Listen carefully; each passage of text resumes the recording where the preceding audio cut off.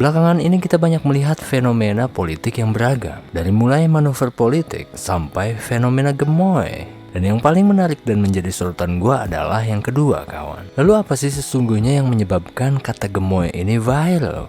Apakah itu akan berdampak signifikan pada elektoral? Atau hanya sebatas akan meningkatkan brand awareness saja? Lantas, apakah menurut Anda ini akan memudahkan paslon yang identik dengan kata ini memenangkan pertarungan dengan mudah? Mari kita cari tahu semuanya dengan seobjektif mungkin, kawan. Karena dalam pesta demokrasi, itu ternyata banyak terkandung pelajaran marketing berharga yang harus kita pelajari dan serap bersama. Jadi, mari kita cari tahu, kawan.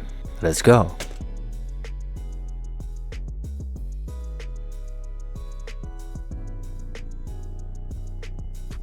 Gemoy itu bahasa anak muda.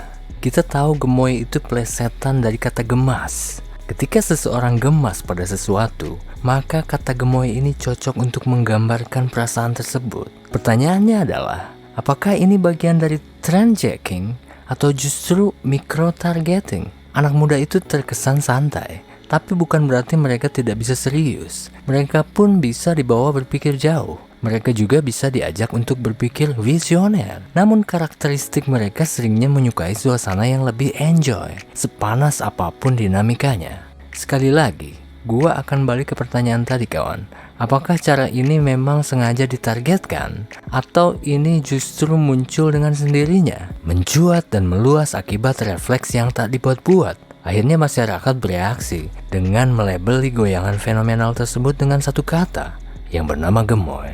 Jika ini disetting dari awal, maka inilah yang disebut dengan strategi micro-targeting. Micro-targeting adalah strategi pemasaran yang menggunakan data terperinci untuk menargetkan audiens spesifik dengan pesan yang disesuaikan secara personal. Ini sering digunakan dalam kampanye politik atau iklan online untuk mencapai kelompok tertentu, kawan, dengan lebih efektif. Dan gemoy itu jelas erat kaitannya dengan anak muda. Tapi jika ini muncul akibat refleks dan menimbulkan reaksi lalu dikembangkan oleh timnya, maka ini disebut dengan trend jacking. Apa itu trend jacking? Trend jacking adalah strategi pemasaran di mana tim pemasaran mengidentifikasi tren atau peristiwa yang sedang populer dan mencoba mengaitkan merek atau produk mereka dengan tren tersebut. Contoh paling simpel adalah fenomena pinjam 100 yang awalnya memang muncul secara alamiah di masyarakat. Lalu seseorang muncul dengan memanfaatkan tren ini ke permukaan dengan cara trend jacking. Tapi gemoy ini berbeda dengan pinjam 100, kawan. Gemoy lebih tepat sasaran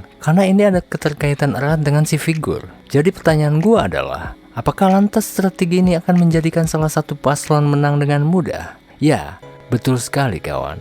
Belum tentu juga mereka menang dengan mudah, karena masih banyak tahapan lainnya. Tapi bisa juga ini jadi langkah yang positif, karena ini sejalan dengan konsep tak kenal maka tak sayang. Jadi jika ini bagian dari strategi politik, maka ini salah satu bagian dari strategi marketing S3, kawan. Ini adalah proses branding yang efektif dengan memanfaatkan trend jacking dengan tepat, dan bisa juga langkah micro-targeting yang terukur untuk menciptakan brand awareness tentunya. Kalau kalian melihat ini sebagai strategi trend jacking atau justru ini memang strategi micro-targeting dari awal, kawan? Kasih tahu gue di kolom komentar ya.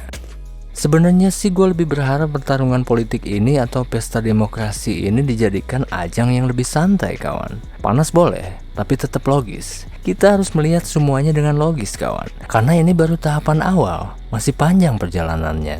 Ada tahapan-tahapan yang mengarah ke yang lebih esensial tentunya, seperti adu program dan lain sebagainya. Dan kita tahu bahwa ada dua brand yang melekat di ketiga pasangan calon ini, yaitu menjadi antitesis dan menjadi penerus yang membawa pesan keberlanjutan. Mana yang lebih baik menurut Anda? Ya, semuanya bagus, kawan, tapi ada tapinya. Harus bisa dipertanggungjawabkan, harus bisa dikomunikasikan dengan jelas dan rinci ke kita semua para pemilih. Karena pada hakikatnya, kita ini ingin ada keberlanjutan pada hal-hal yang mayoritas sudah diakui secara baik. Contoh IKN, gue melihat ini adalah ide yang besar dan baik, dan sudah berjalan baik karena sudah banyak groundbreaking. Kalau investor sudah masuk, artinya investor melihat ini sebagai peluang yang bagus, maka tentu ini diharapkan dapat dilanjutkan sama halnya dengan hilirisasi industri. Dan jangan khawatir, kita pun tentu ingin ada perbaikan. Kita tak menutup mata memang masih banyak yang mesti perlu diperbaiki. Misal, di sektor perbaikan sistem penegakan korupsi dan hal sejenisnya. Gua tidak melihat semua sistem harus dirubah, tapi gua pun tidak menutup pintu jika ke depan harus ada perbaikan yang harus dilakukan. Betul yang dikatakan Presiden Jokowi, bahwa jika kita setiap 5 tahun harus merubah visi besar, maka negara ini nggak akan nyampe-nyampe ke tujuan, kawan. Jokowi pun meneruskan beberapa program dari pemerintahan sebelumnya. Beliau meneruskan ide LRT, MRT, Ibu Kota Baru yang dulu pernah gue dengar bahwa Jonggol itu sempat jadi pilihan untuk pemindahan ibu kota di masa Soeharto, lalu mencuat lagi di zaman SBY, dan Palangkaraya di zaman Soekarno. Juga kawasan ekonomi khusus Mandalika, itu juga program yang coba diteruskan oleh pemerintahan Jokowi tanpa mengedepankan sentimen-sentimen pribadi, kawan. Gue berharap tidak ada sentimen-sentimen pribadi di tahun ini, karena ini adalah Indonesia. Nasionalisme, persatuan, dan kebijaksanaan pemimpin itu jauh lebih dibutuhkan daripada segalanya. Jadi menurut gue, menjadi antitesis maupun melanjutkan dan memperbaiki program yang sudah ada itu sah-sah aja. Namun yang terpenting adalah bertanggung jawab dan mewujudkannya dengan kerja yang lebih nyata dan konsisten. Menjadi antitesis dalam konteks teknik pemasaran dapat terkait dengan beberapa strategi yang melibatkan kontras. Dalam strategi pemasaran, seringkali perusahaan mencoba untuk menyoroti perbedaan antara produk atau layanan mereka dengan produk pesaing. Ini sama halnya dengan kontestasi Pilpres kali ini, kawan. Ini dapat melibatkan penekanan pada keunggulan atau fitur yang berbeda secara signifikan. Jadi intinya, ini sah. Namun biarkanlah rakyat yang memilih mana yang lebih baik menurut mereka. Jika mayoritas pemilih akhirnya menentukan pilihannya dan itu akhirnya nanti bisa terbukti dengan sah, maka ya udah, mari kita rekonsiliasi kembali. Karena pesta demokrasi 5 tahunan ini akan usai. Maka mari kita mulai kerja lagi. Silahkan bekerja bagi yang terpilih. Silahkan mengawasi bagi yang memilih menjadi oposisi. Sederhana, kawan. Yang kita inginkan itu sederhana. Kita ingin setelah pemilu itu semuanya mulai bekerja mewujudkan program-programnya. Dan selalu persatuan Indonesia itu jauh lebih penting dari apapun, kawan. Maka mari kita berdemokrasi dengan logis dan dewasa.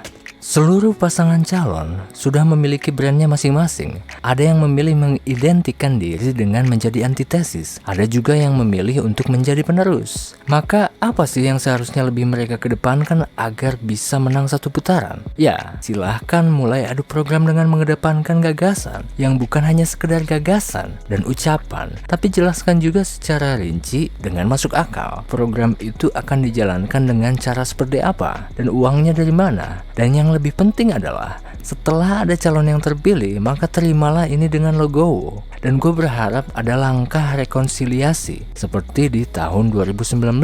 Biar orang-orang hebat ini bisa kerja bareng. Jangan takut dong dengan brand gemoy, dan jangan takut juga dengan brand antitesis. Karena kita tahu itu semua hanyalah sebatas branding. Dan serahkan pada rakyat mereka lebih suka yang mana. Itu aja kan sebenarnya. Sekarang kita pun tahu kenapa kata gemoy itu bisa viral. Tak bisa dipungkiri bahwa hal-hal semacam ini ternyata lebih disukai masyarakat kita, kawan. Tapi justru mungkin sebenarnya ini adalah kode masyarakat kepada para paslon untuk lebih menunjukkan hal-hal yang lebih positif. Kita ini ingin menyelesaikan semuanya dengan serius, tapi juga dengan cara yang menyenangkan, kawan. Gemoy adalah bentuk dari diferensiasi. Ini memang menunjukkan citra yang berbeda. Ini jelas memberikan citra positif pada preferensi pemilih tertentu. Gak ada bedanya juga sebenarnya dengan branding yang berkaitan dengan antitesis dari kedua paslon lainnya, yang juga sesuai dengan preferensi pemilih lainnya. Jadi ini baru pertarungan awal, dan gue melihat ini masih dalam tahap pertarungan branding, kawan. Jadi ternyata yang bisa kita ambil pelajaran adalah memiliki diferensiasi itu juga faktor penting dalam kontestasi apapun, termasuk kontestasi bisnis, kawan. Dan hal-hal semacam ini bisa kita ambil dan jadikan pelajaran untuk bisa kita terapkan di dunia kita masing-masing. Mungkin yang suka bisnis jadi bisa mulai menerapkan teknik-teknik ini, kawan. Yang suka berkarir sebagai profesional juga bisa menerapkan ini. Bahkan ini bisa diterapkan di posisi apapun menurut gua, termasuk menjadi guru di sekolah-sekolah dengan menerapkan teknik trend checking. micro-targeting, dan diferensiasi agar peserta didik jadi lebih menyukai gurunya. Dan gua rasa sebagian sudah menerapkan hal ini juga. Jadi sekali lagi kawan, apakah menurut Anda fenomena gemoy ini lebih bisa disebut sebagai teknik trend jacking, atau Anda justru lebih melihatnya sebagai strategi micro-targeting sedari awal? Arigato, gua Ujang Tokyo, sehat selalu.